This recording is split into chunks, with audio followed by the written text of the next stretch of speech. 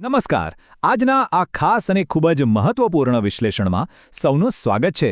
બસ હવે જેની આખું રાજ્ય, ખાસ કરીને આપણા વિદ્યાર્થીઓ અને વાલીઓ આતુરતાથી રાહ જોઈ રહ્યા હતા, એ ઘડી આવી ગઈ છે. જી હા, વર્ષ 2026ની ગુજરાત બોર્ડની પરીક્ષાઓના પરિણામ અંગેની બિલકુલ સત્તાવાર જાહેરાત થઈ ચૂકી છે. તો આજના સેશનમાં આપણે આ આખા સત્તાવાર સમયપત્રકને એકદમ સ્પષ્ટ રીતે વિગતવાર સમજીશું. જો આપણે સૌ જાણીએ જ છીએ કે જ્યારે પરીક્ષાઓ પૂરી થાય ત્યારે પરિણામની રાહ જોવી એ કેટલો ઉત્કંઠા અને થોડી નર્વસનેસવાળો સમય હોય છે, ખરું ને? આખું વર્ષ જે સખત મહેનત કરી હોય તેનું શું પરિણામ આવશે એ જાણવાની તાલાવેલી સૌના મનમાં હોય જ છે. પણ હવે બિલકુલ રિલેક્સ થઈ જાઓ, કારણ કે આ લાંબી રાહનો હવે અંત આવી ગયો છે.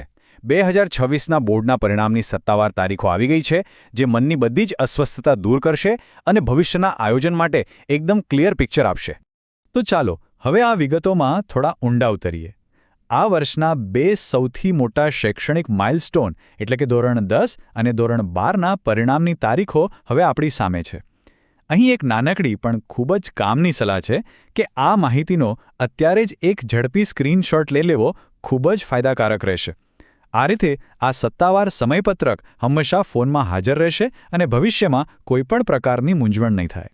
સૌથી પહેલાં વાત કરીએ આપણે ધોરણ 12ના પરિણામની. તો તારીખ નોંધી લેજો, આગામી 4 મે અને દિવસ છે સોમવાર. જી હા, સોમવારની સવારથી જ ધોરણ 12નું પરિણામ સત્તાવાર રીતે જાહેર થઈ જશે. આ માત્ર એક તારીખ નથી હોતી, પણ ઉચ્ચતર માધ્યમિક શિક્ષણ પૂરું કરી રહેલા વિદ્યાર્થીઓની કારકિર્દીની એક નવી દિશા નક્કી કરતો દિવસ હોય છે. સોમવારની આ સવાર ખરેખર નવી આશાઓ અને કોલેજમાં એડમિશન માટેની અઢળક નવી તકો લઈને આવશે. ચાલો આગળ વધીએ અને જોઈએ કે આ ઘટનાક્રમ કેવી રીતે આગળ વધે છે. ધોરણ 12ના પરિણામના બરાબર 2 દિવસ પછી એટલે કે 6 મે અને વાર છે બુધવાર. આ બુધવારની સવારે ધોરણ 10નું સત્તાવાર પરિણામ પ્રસિદ્ધ કરવામાં આવશે. આપણે સૌ જાણીએ છીએ કે ધોરણ 10ના પરિણામ બાદ જ સાયન્સ, કોમર્સ કે આર્ટ્સ જેવા પ્રવાહોની પસંદગી થતી હોય છે. એટલે 6 મેનો આ દિવસ માધ્યમિક શિક્ષણના વિદ્યાર્થીઓ માટે એક બહુ જ મોટો ટર્નિંગ પોઈન્ટ સાબિત થવાનો છે. તો અહીં સૌથી અગત્યનો મુદ્દો એ છે કે પરિણામની પહેલાં કે પછી સાચું અને સચોટ માર્ગદર્શન મળવું ને એ અત્યંત જરૂરી છે.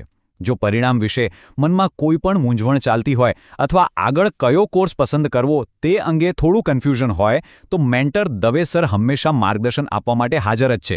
તેમનો મોબાઈલ નંબર ખાસ નોંધી લેવા જેવો છે, 8007365585. અને હા, વધુ અપડેટ્સ અને સચોટ માહિતી માટે તેમની YouTube channel for your exam એટલે કે ફોર યોર એક્ઝામની મુલાકાત અચૂક લઈ શકાય. પરિણામ પછીના પ્લાનિંગ માટે આ એક બેસ્ટ પ્લેટફોર્મ છે. આ બધી જ અગત્યની તારીખો અને માહિતી જોયા પછી હવે સમય આવી ગયો છે સીધું આગળ એટલે કે ભવિષ્ય તરફ નજર કરવાનો. જુઓ, પરિણામ ચાહે જે પણ આવે તે શૈક્ષણિક સફરનો એક નાનકડો પડાવ છે, કોઈ અંતિમ મંઝિલ બિલકુલ નથી. તો અસલી સવાલ એ છે કે શું આવનારા આ એકદમ ઉજ્જવળ ભવિષ્ય અને નવી શૈક્ષણિક સફર માટે આપણે પૂરી રીતે તૈયાર છીએ? 4 મે અને 6 મેની આ તારીખોને મનમાં રાખીને એકદમ પોઝિટિવ અને આત્મવિશ્વાસુ અભિગમ સાથે આગળ વધવાનો બસ આ જ સાચો સમય છે. આવનારા પરિણામો અને ભવિષ્યની જબરદસ્ત કારકિર્દી માટે અગાઉથી જ ખૂબ ખૂબ શુભેચ્છાઓ.